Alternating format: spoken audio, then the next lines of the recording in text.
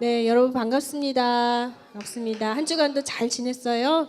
네, 우리 한 주간 우리 사랑원들, 우리 선생님들은 잘 지내고 오셨는지 얼굴 보면서 먼저 인사하겠습니다. 우리 사랑합니다, 축복합니다. 한번 보면서 인사하겠습니다. 우리 뒤에 있는 사랑원들, 또 선생님들, 또 사랑합니다, 축복합니다. 네. 네, 다 잘 지내고 이렇게 또 말씀 앞에 서게 해주신 하나님께 감사드립니다. 이제 무슨 시간이죠? 말씀 듣는 시간이에요. 말씀 듣는 시간에 다른 거 하지 않고 화면 보면서 집중해서 말씀을 잘 새기고 돌아가기를 바랍니다. 오늘의 말씀 먼저 보기 전에 4월의 말씀 먼저 함께 읽고 시작하도록 하겠습니다. 우리 4월의 말씀 다 같이 목소리 맞춰서 크게 읽어보겠습니다. 시작. 우리가 아직 죄인 되었을 때에 그리스도께서 우리를 위하여 죽으심으로 하나님께서 우리에 대한 자기의 사랑을 확증하셨느니라. 로마서 5장 8절 말씀. 아멘. 아멘. 자, 오늘 말씀 제목이 나왔습니다. 우리 다 같이 한번 읽어보겠습니다. 시작. 나를 위해 죽으신 예수님. 다시 한번 시작. 나를 위해 죽으신 예수님. 와, 예수님께서 이 엄청난 일을 행해 주셨는데 갈라디아서 3장 13절 말씀 통해서 구체적으로 어떤 일을 행하셨는지 우리가 한번 읽고 말씀 보도록 하겠습니다. 다 같이 읽겠습니다. 시작. 그리스도께서는 율법이 우리에게 씌운 저주를 거두어 가셨습니다. 그리스도께서 우리를 대신해서 저주를 받으셨습니다. 성경에도 이렇게 적혀 있습니다. 나무에 달린 사람은 다 저주를 받은 것이다. 갈라디아서 3장 13절 말씀. 아멘. 자, 오늘 교회 달력을 봤더니 종려주일이라고 써 있었어요. 종려주일 혹시 알아요? 알아요. 우리 다시 한번 종려주일이 어떤 일을 기념하는 것인지 좀 봤으면 좋겠습니다. 자, 예수님께서 무엇을 타고 계세요? 벤츠? 소나타? 나귀를 타고 계세요. 볼품없는 나귀를 타고 어디로 가시냐면 예루살렘으로 가시는 거예요. 와, 사람들이 엄청 좋아하고 기뻐하고 있어요. 그렇죠? 종려나무 가지를 흔들었어요. 그리고 겉옷을 땅에 이렇게 대고 예수님이 이렇게 예루살렘에 입성하시도록 지금 환호하고 있어요. 도대체 어떤 일을 기대하길래 이 이스라엘 사람들이 이렇게 환호하고 기뻐할까? 이스라엘 사람들은 예수님이 이제 드디어 왕으로 딱 서시면서 이 이스라엘 사람들이 그동안 로마 밑에서 힘들었는데 우리를 해방시켜 주시고 또 지금까지 오병이어 기적 같은 거 봤잖아요. 그래서 이제는 먹고 사는 문제까지도 완전히 해결해 주시겠구나. 그런 왕으로 이 세상에 오시고 이제 그 일을 시작하겠구나. 그 기대가 있었어요. 그래서 엄청 환호하고 종려나무 가지를 막 흔든 거예요. 그래서 종려주일이에요. 그러면 예수님께서 볼품없는 나귀를 타고 예루살렘에 들어가시는데 정말로 이 이스라엘 사람들의 기대와 같은 일이 벌어졌을까? 우리 한번 말씀 보겠습니다. 자, 이렇게 됐어요. 와, 이스라엘 사람들의 기대대로 됐어요? 아니에요. 뭔가 확 뒤집어가지고 뭔가를 바꿔주고 문제를 다 해결해줄 그런 왕으로 딱 등극해야 되는데 예수님께서 보여주신 모습은 뭐냐면 힘없이 체포당하고 이렇게 힘없이 재판을 당하는 거예요. 와, 사람들이 예수님을 십자가에 못 박으라고 소리 지르고 있어요. 종려나무 가지를 흔들었던 사람들이 이제는 예수님을 십자가에 못 박으라고 소리 지르고 있어요. 재판을 했던 빌라도조차도 예수님에게서 죄를 찾을 수 없었다고 하는데도 불구하고 이스라엘 사람들은 자기네 기대와는 다른 이 예수님의 모습과 기대가 무너진 이런 상황 속에서 예수님을 십자가에 못 박으라고 그렇게 소리치고 있습니다. 그래서 어떻게 됐나 봤더니 이렇게 됐어요. 가장 참혹한 사형틀인 십자가 처형을 당하게 되신 거예요. 십자가를 지시고 이 무거운 십자가를 지시고 치욕과 모욕을 당하고 채찍을 맞으면서 이렇게 골고다 언덕으로 가게 되셨어요. 그리고 나서 어떤 일이 벌어졌을까요? 어떻게 되셨어요? 십자가에서 죽으셨어요. 피와 물과 모든 것을 쏟아내시고 죽으셨어요. 와, 예수님께서 유대인의 왕으로 오셔가지고 유대인을 로마로부터 구해주고 먹고 사는 문제를 오병이어 기적과 같은 그런 모습으로 다 해결해 줄 줄 기대했어요. 그러나 예수님이 하신 일은, 또 예수님이 예루살렘에 들어가서 하실 목적은 바로 십자가에 달려 죽으시는 일이었어요. 와, 어째서 이렇게 예수님은 죽으셨을까? 뭔가 대단한 일을 하고 변화를 주고 이렇게 했으면 더 좋았을 텐데 왜 죽으셨을까? 오늘 우리는 종려주의를 맞아서 예수님께서 십자가에 당하신 이 고난과 죽음의 의미를 다시 깊이 새겼으면 좋겠어요. 자, 우리 한번 지난주 말씀 먼저 기억해 봤으면 좋겠어요. 지난주에 어떤 말씀 들었어요? 우와, 엄청 잘 기억하네. 십계명. 십계명은 몇 가지 계명이에요? 네 가지? 10가지. 10가지 계명이에요. 우리 다 기억해요? 진짜? 그렇구나. 우리 십계명은 하나님께서 율법을 주셨어요. 하나님의 백성들에게 율법을 주셔서 이 율법대로 살기만 하면 너희가 복을 누리고 평생 행복하게 살 수 있다라고 해서 주신 율법들이 참 많은데 십계명은 그런 율법을 아주 핵심만 모아놓은 계명이에요. 자, 우리 잘 기억하고 있는지, 또 그냥 기억한다고 되는 게 아니에요. 이대로 살아야 복을 얻는다고 하셨잖아요. 정말 일주일 동안 십계명 10가지 계명을 정말 하나님 수준으로 잘 지키고 살았는지 다시 한번 우리의 일주일을 좀 돌아봤으면 좋겠어요. 첫 번째는 뭐였죠? 하나님을 사랑하는 거. 정말 내가 하나님만 사랑하며 살았는지 전도사님과 함께 우리 한번 돌아봅시다. 자, 첫 번째 계명 뭐였어요? 오직 누구만 섬기라? 오직 하나님만 섬기라. 오직 내 안에 다른 것들이 들어차지 않고 하나님만으로 충만하게 일주일 그리고 하루하루 24시간을 보낸 사람 없어요. 그리고 두 번째 뭐였어요? 두 번째 계명 우상을 섬기지 마라. 교회 다니고 기도도 하고 이러면서도 신문에 딱 보면 오늘의 운세 뭐 이런 거 봤던 사람들 있어요, 없어요? 있죠. 그러면 안 지켰네. 그럼 세 번째는 하나님의 이름을 어떻게 부르지 마라? 함부로 부르지 마라. 정말 하나님의 이름이 높여지는 그 일을 위해서 내가 기도했는지, 하나님의 이름이 저 지구촌 반대편에서 땅에 떨어진다는 소식을 듣고 내가 울면서 기도했는지 다시 한번 돌아봤으면 좋겠어요. 네 번째 계명은 뭐예요? 안식일을 어떻게 지키라? 거룩하게 지키라. 그리고 나서 이렇게 하나님을 사랑했다면 그 사랑으로 누구를 사랑하라고 명령하셨어요? 이웃을 사랑하라고 하셨어요. 자, 정말로 우리가 하나님께서 말씀하신 수준대로 그렇게 살았는지 한번 보는 거예요. 부모님을 공경하라. 공경했어요? 24시간 일주일 내내 1분 1초도 어기지 않고? 없어요. 그리고 6계명 뭐예요? 살인하지 말라. 우리는 아마 칼과 총을 들고 누구를 죽인 사람은 아무도 없어요. 그랬다면 여기에 못 왔을 테니까, 그렇죠? 그런데 성경은 말씀하고 있어요. 마음으로 누군가를 미워해도 그거는 그 사람을 죽인 거나 마찬가지라고 하셨어요. 그러면 일주일 내내 아침부터 저녁까지 24시간 한 번도 손톱만큼도 누구를 미워한 적이 없는 사람 있어요? 있어요? 그래요. 그럼 다음 계명을 한번 봅시다. 전도사님은 안 그랬거든요. 안 그랬어요. 원수도 사랑하라고 분명히 알고 깨닫고 지난주 목사님 설교 말씀 통해서도 이렇게 살라고 계명을 주셨구나. 너무너무 감사했는데 집에 딱 돌아가니까 원수가 아닌 가족도 사랑할 수 없는 저를 보게 됐단 말이에요. 그렇죠? 내가 깨닫고 막 은혜 받아도 마음 따로 말 따로 행동 따로 그렇게 되더라고요. 자, 그러면 또 볼까요? 몇 계명이에요? 8계명. 남의 물건을 도둑질하지 말라. 훔치지 말라. 그리고 9계명은 뭐예요? 이웃에 대해서 거짓 증거를 하지 말라. 제가 그랬대요. 이렇게 하는 거 하지 말라 하셨어요.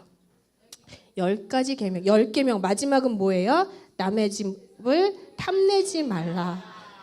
1계명부터 2, 3, 4, 5, 6, 7, 8, 9, 10 나는 완벽하게 하나님이 원하는 수준으로 지켰다 할 수 있는 사람 없어요. 우리는 모두 죄인이에요. 그러면 어떡하지? 이 율법을 지킬 수도 없는 우리에게 왜 이런 율법을 주셨을까?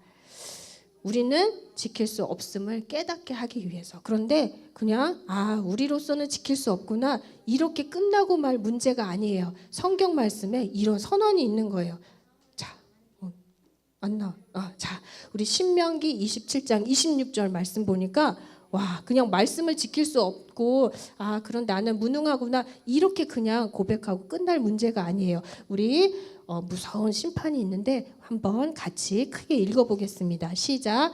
율법책에 기록된 모든 것을 계속하여 행하지 않는 사람은 다 어디에 있어요? 저주 아래 있다. 1계명부터 9계명을 나는 완벽히 지켰어. 그런데 10계명 못 지켰어. 그러면 못 지킨 거예요.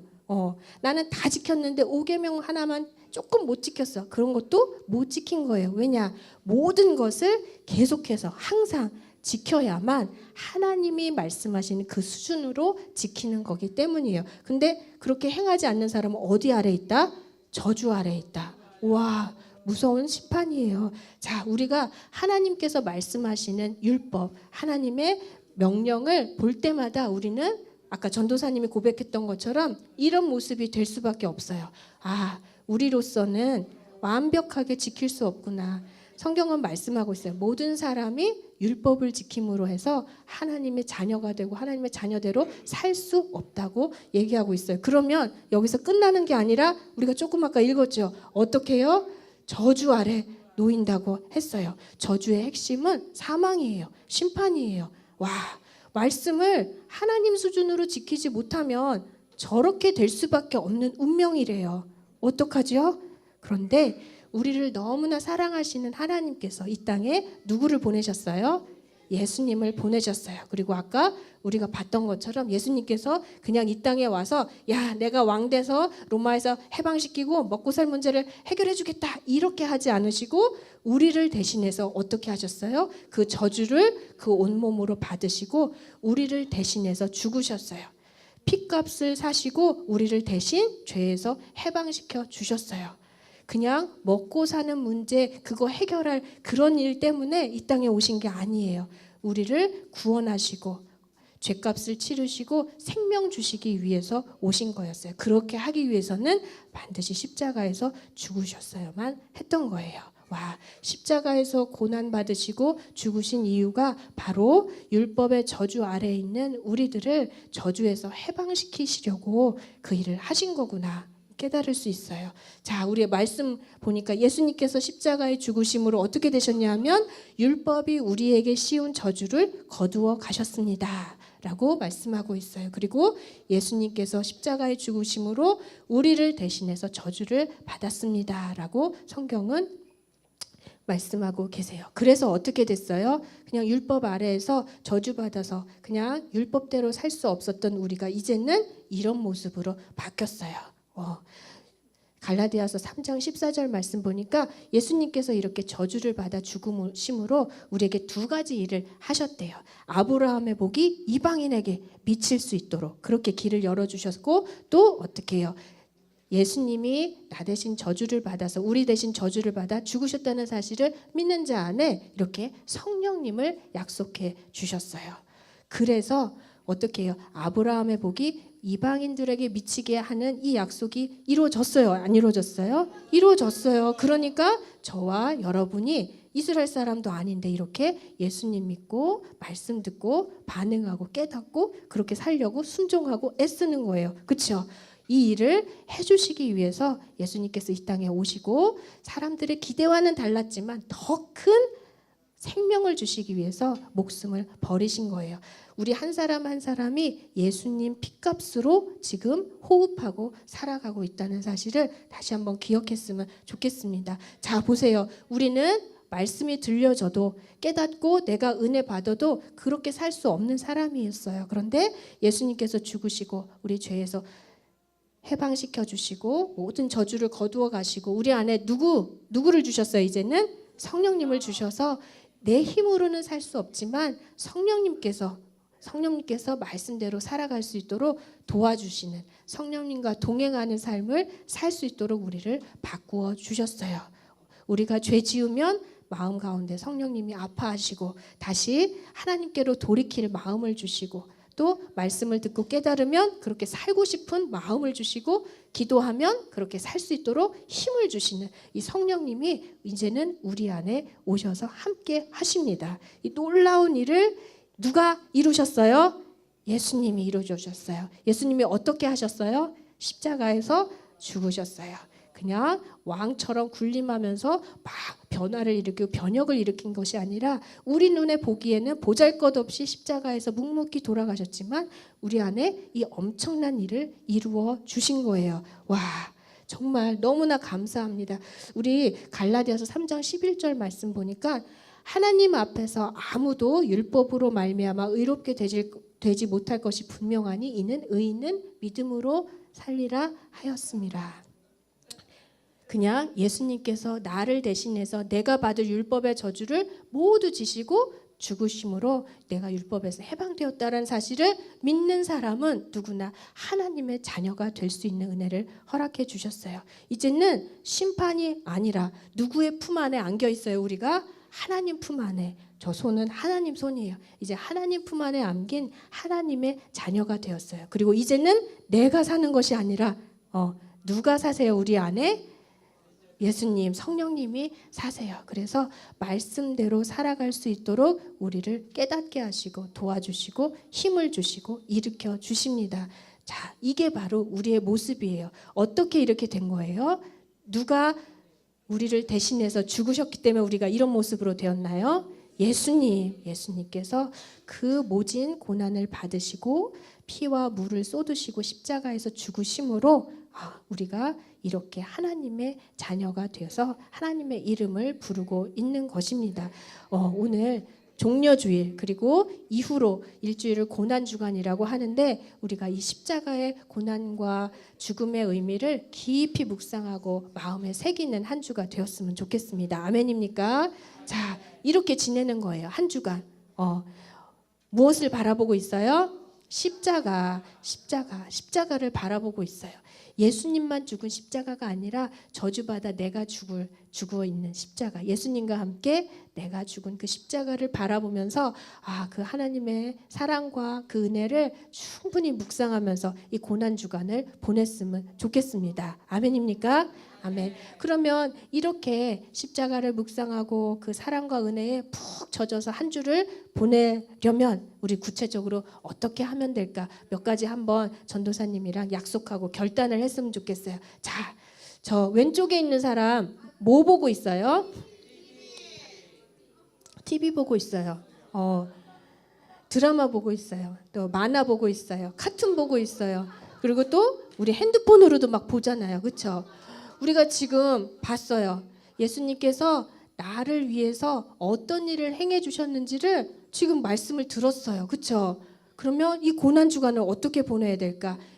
어저께까지처럼 말씀 듣기 전까지처럼 그냥 테레비 앞에서 하루 종일 드라마 보고 몰아보고 또 카툰 보고 핸드폰 보고 동영상 찾아보고 그러면 될까 안 될까? 안 돼요. 주님이 나를 위해서 어떤 고통을 당하시고 또 어떤 일을 이루어 주셨는지를 그거를 묵상했으면 좋겠어요. 아까처럼 테레비 앞이 아니라 핸드폰 앞이 아니라 십자가 앞에서 그렇게 한 주를 보냈으면 좋겠습니다. 안 돼요. 안 하기로 했어요. 네. 그다음에 이 친구는 뭘 하고 있어요? 자요. 퍼질러 자요. 고난 주간 예수님께서 나를 대신해서 고난 받으시고 죽으시고 그 핏값을 치루시고 나를 죄에서 해방시켜 주셨다는 이 말씀을 듣고 그 고난 주간을 보내는데 이렇게 그냥 나 편한 대로 퍼질러서 자면 될까요? 안 될까요? 안 돼요. 안 돼요. 깨워서 그 사랑과 은혜를 기억하고 묵상해야 되겠어요. 자, 그러면 어떻게 지내면 좋을까? 자, 핸드폰 아니라 테레비 아니라 하나님을 사랑을 기억하며 묵상하면서 이렇게 한 주간을 보냈으면 좋겠습니다. 우리 사랑원 모두 할 수 있겠죠?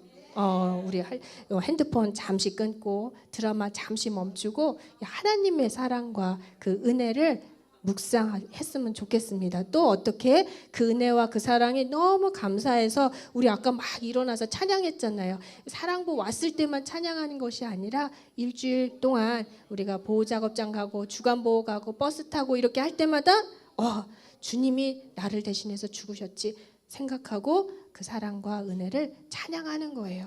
우리 이렇게 고난 주간을 보냈으면 좋겠습니다. 아멘입니까? 아멘. 그래서 그렇게 주님을 기억하며 사는 우리를 통해서 또 주님이 영광 받으시기를 원합니다. 자, 우리 오늘 말씀 기억하며 정리해 보겠습니다. 예수님께서 오늘 예루살렘에 들어가신 날이에요. 종려주일이라고 해요. 예루살렘에 들어가셔서 예수님께서는 어떤 일을 하셨어요? 와, 십자가에 어떻게 하셨어요? 십자가의 처형을 받으시고 십자가에 달려서 물과 피를 다 쏟으시고 죽으셨어요.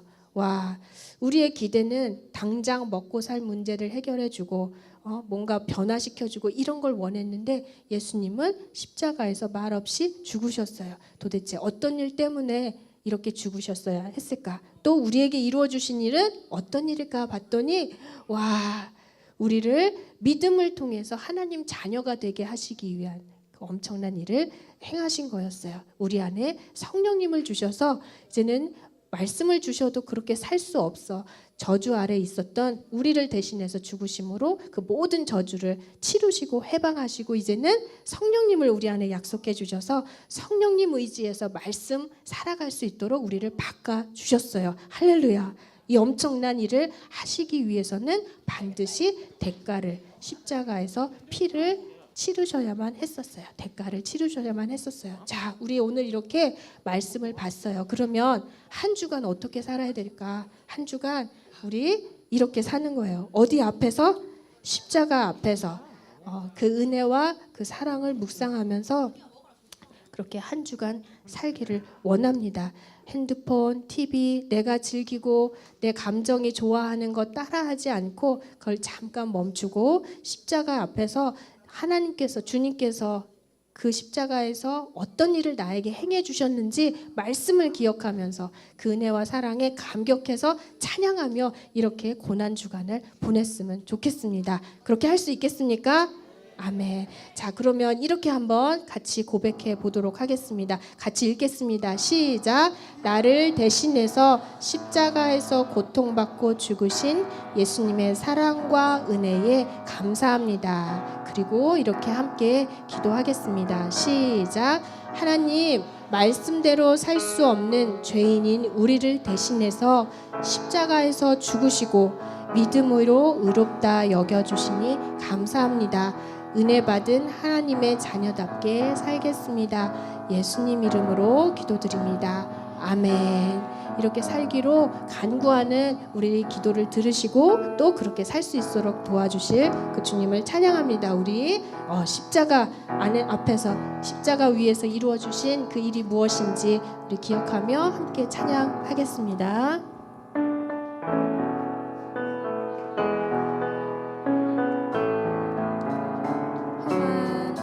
험한 십자가에 주가 흘린 피를 믿는 마음으로 바라보니 나를 용서하고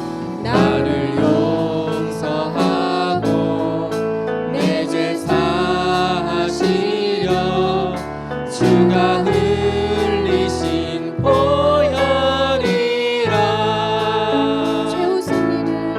최후 승리를 얻기까지 주의 십자가 사랑하니 빛난 날 유관 받기까지 험한 십자가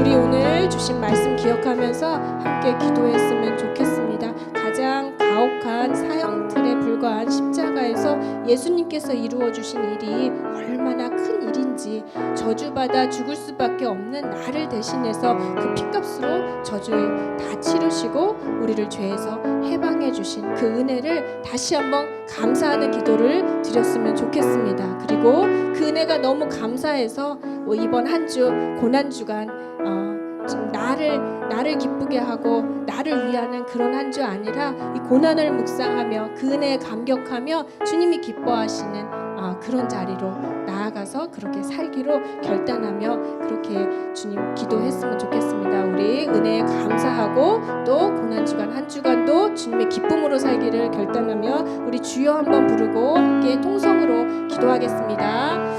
주여,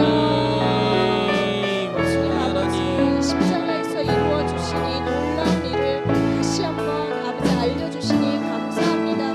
말씀을 알려주셔도 깨달아도 은혜 받아도 그렇게 살 수 없는 아버지 저주 아래에 있는 저희들을 대신해서 이 십자가에 죽으시고 그 모든 저주를 받으심으로 우리를 해방시켜 주시고 아버지 주님의 자녀 삼아 주시는 은혜를 다시 한번 감사합니다. 한 주간 하나님 그 은혜와 아버지 그 사랑을 묵상하며 주님 나의 기쁨과 나의 즐거움이 아니라 주님이 기뻐하시는 모습을 구하며 그렇게 살기로 결단합니다.